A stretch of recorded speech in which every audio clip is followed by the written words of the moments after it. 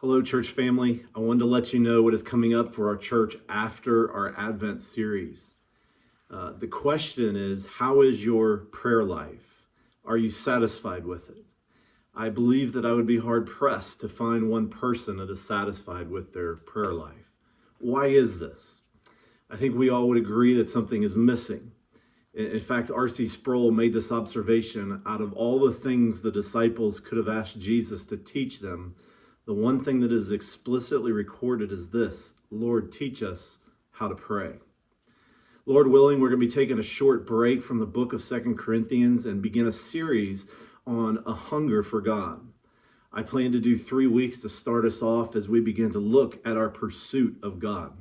Now, naturally, this would include prayer, but is not limited to it. I plan to do an extended series on this after we finish 2 Corinthians. And so the first 3 weeks is to whet our appetites, as it were, and give us something to work on as we prepare for this series of pursuing God. It is my fervent prayer that this will be transformative in the life of our body.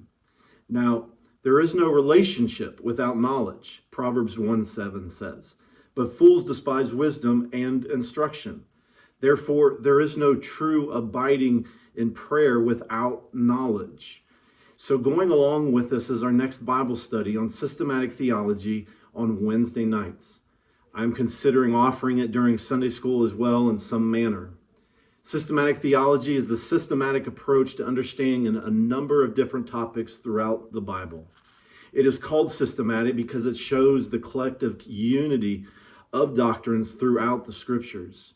One of the things the devil does in combating our study of the Bible is he tries to pit scriptures against each other so people would not trust the content and believe in the scriptures. Rather, systematic theology teaches this collective unity of the scriptures. Paul says in 2 Timothy 2:15 that we should study to show ourselves approved after testing so that we will not be ashamed before God. This implies that our testing will reveal our own heart to ourselves.